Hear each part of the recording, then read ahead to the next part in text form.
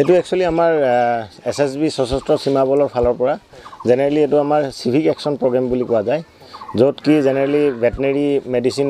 free distribution বা treatment কৰা যায় পশুবোৰৰ কাৰণে গাঁৱৰ মানুহৰ কাৰণে আৰু কেতিয়াবা আমাৰ মেডিকেল চিভিক একশ্যন কেম্পো পোৱা যায় য'ত কি যিসকল আমাৰ মানৱ চিকিৎসক আছে তেখেতলোকে আহি ইয়াত হেৰি কৰে ট্ৰিটমেণ্ট কৰে বা মেডিচিন ফ্ৰী অফ কষ্ট মেডিচিন দিয়া যায়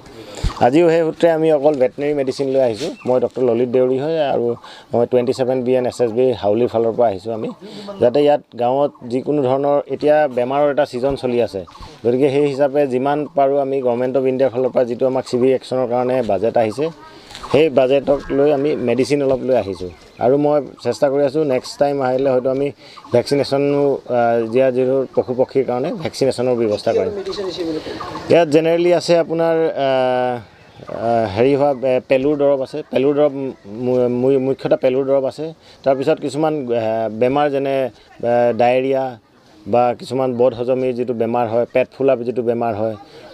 এতিয়া ঠাণ্ডাৰ দিনত অলপ কাহ চৰ্দি যিটো হয় তাৰ কাৰণে ঔষধ আনিছোঁ আৰু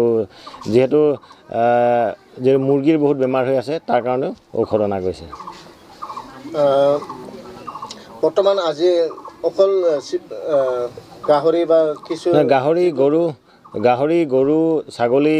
মুৰ্গী হাঁহ কুকুৰা চবৰ কাৰণে আছে কুকুৰাৰ বহুত বেমাৰ চলি আছে সেইটো কাৰণে অলপ ট্ৰিটমেণ্টৰ কাৰণে অনা গৈছে আজি মানুহৰ চিকিৎসা হোৱা নাই ভৱিষ্যতে নিশ্চয় হ'ব তেখেতলোকে আহিব মানুহৰ কাৰণে বৰ্তমান আপোনালোকে 27BNৰ পৰা কোনটো ঠাইত বৰ্তমান চলি আছে আমাৰ যিটো আমাৰ 27 এতিয়া ভূঞাপাৰা ইয়াৰ পৰা ষ্টাৰ্ট কৰি আমাৰ ভূটান কুঠিলৈকে যিটো আমাৰ এৰিয়া পৰে তাত এইটো এৰিয়াত আমি এনেকৈ যিহেতু মই এইটো এৰিয়াত আছোঁ গতিকে মই এইটো এৰিয়াত কাম কৰি আছোঁ এনেকৈ আমাৰ কমাণ্ডেণ্ট শ্ৰী অভিষেক আনন্দ তেখেতৰ ছুপাৰভিজনত তাৰপিছত বেলেগ 64 বেটেলিয়ান আছে বা বেলেগ চাইডে 54 বেটেলিয়ান আছে তেওঁলোকেও সেই হিচাপে প্ৰগ্ৰেমবোৰ অৰ্গেনাইজ কৰি থাকে নিজৰ এৰিয়াৰ ভিতৰত এনেকৈ প্ৰগ্ৰেম অৰ্গেনাইজ কৰি থাকে ৰাইজক কি আহ্বান জনাব ৰাইজক এইটোৱে ক'ম তেখেতলোকৰ কিবা যদি অসুবিধা আছে পশু পক্ষী সম্বন্ধীয় যিকোনো কাৰণৰ প্ৰব্লেম তেওঁলোকে ডিছকাছ কৰিব পাৰে তাৰ কাৰণে মই তেখেতলোকক যিখিনি পাৰোঁ মই সহায় কৰিম আৰু যে কেনেকৈ অলপ হ'লেও যিকোনো চাইণ্টিফিক